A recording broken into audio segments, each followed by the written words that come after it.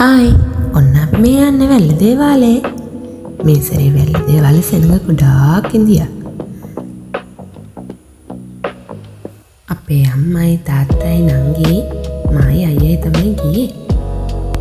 බලන්නකෝ ඒ ලයිට් දාලා හරිම ලස්සනයි. දෙපැත්තේ කඩ පිරීලා තිබ්බා. මේ තියෙන්නේ මීගස් බෝධිය දේවාලිකාව. ඒක ලස්සන බලන්නකෝ ලයිට් දාලා.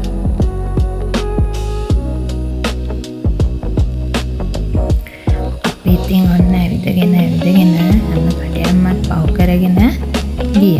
ඔන්න දැන් අපි යන්නේ වෙරළු තීරෙ දිගේ. මේක යනකොට නම් ටිකක් අමාරුයි වැලි වලට එරෙනවා. ඒ වුණාට හරිම සන්තෝෂයි. චූටි කාලේ වගේ අපි මුහුද රැලි පාග තමයි ගියේ ඉතින්.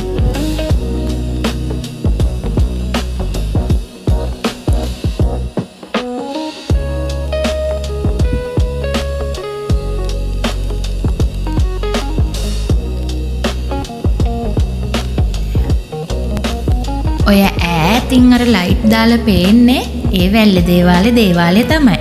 එතෙන්ට යනකම් ඉතින් පයින් තමයි යන්න ඕන. බලන්නකෝ ඉතින් අපි hina වෙවි ඔය මොකට හරි hina වෙවි යනවා.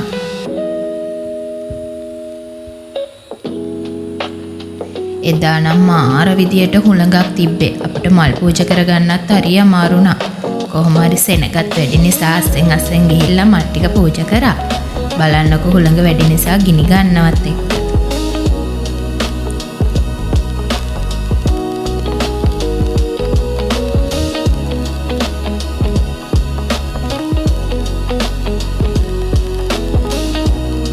දැක්ක නේද ඉන්න සෙනග ගොඩ?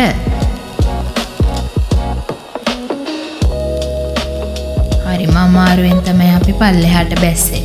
මොකද පඩියක්වත් පේන්නේ නැති තරමටම සෙනග ඉන්දියා. අපි ඉතින් වැඳලි ඉවරලා ඇවිල්ලා ඉවරලා ෆොටෝ ටිකකුත් ගැහුවා. එහෙනම් මං ගිහින් එන්නම්. ලබන අවුරුද්දේ වැල්ල දේවාල වීඩියෝ එකකින් අපි හම්බ වෙමු.